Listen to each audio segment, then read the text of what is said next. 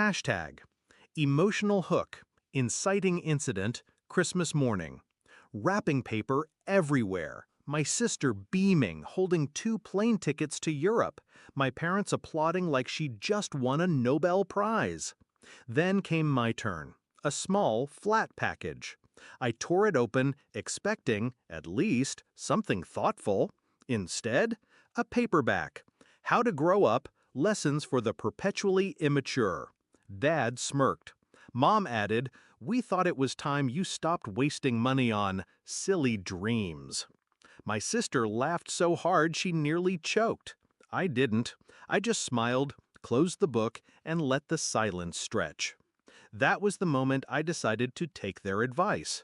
I would grow up.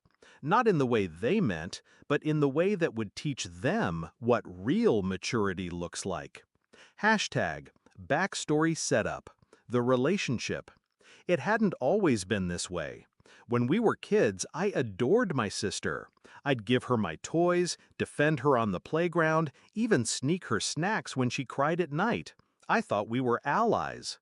But slowly, I noticed a pattern. She took, and they applauded. When I got good grades, not enough effort. When she scraped by, she's brilliant in her own way. When I bought my own used car with saved wages, reckless purchase. When she demanded a brand new one, they handed her the keys. Love became lopsided. I became the punchline. And by Christmas, the balance was beyond repair. Hashtag discovery of betrayal. The final confirmation came a week before Christmas, though I hadn't spoken of it. I overheard them in the kitchen, whispering, "Mom, we'll just transfer from his account. He won't notice. He never checks. Dad, it's for her tuition. He doesn't need that much saved." My money, the one thing I had fought for, the one thing they hadn't given me. They were planning to strip it away, funnel it to her, and smile in my face while doing it.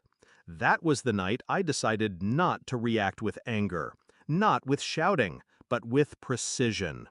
Shift in mindset. Strategic planning begins. I started combing through every shared detail of our lives. My parents used my name as the backup on multiple accounts. They trusted me with passwords they'd long forgotten. They assumed I was too immature to ever use them. They had no idea I was keeping receipts. Every text, every email, every transfer. I didn't need to yell. I just needed timing.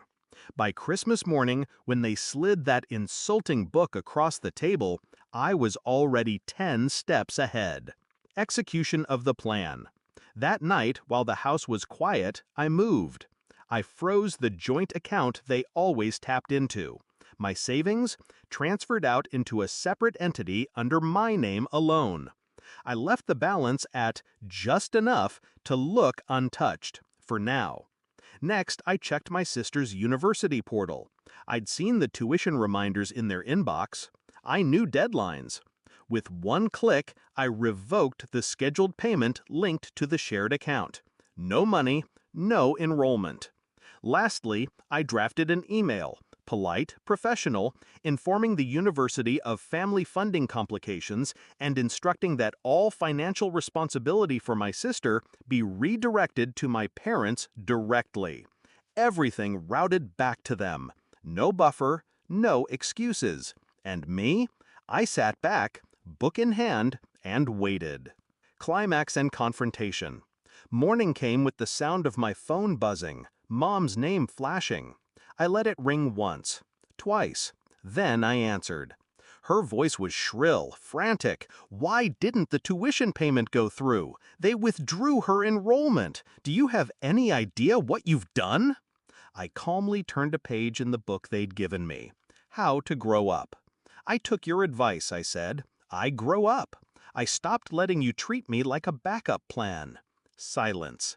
Then Dad grabbed the phone. His voice was low, dangerous. You've ruined your sister's future. I smiled. No, you did. I just stopped paying for it. He sputtered threats, anger, shame disguised as authority. But underneath, I could hear it, the first crack in their control. The sound of people who suddenly realized the ATM had learned to say no. Resolution and emotional release. That afternoon, my sister showed up at my door, mascara streaked, spitting insults. I didn't flinch. She threw the book at me, screamed that I was selfish. I handed it back to her. You might need it more than I do.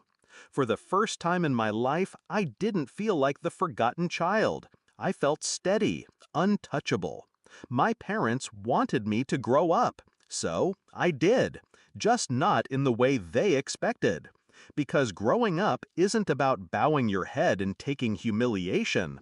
It's about standing tall, protecting what's yours, and making sure those who underestimated you never forget the day you stopped being their punchline. And trust me, Christmas morning will never feel the same for them again.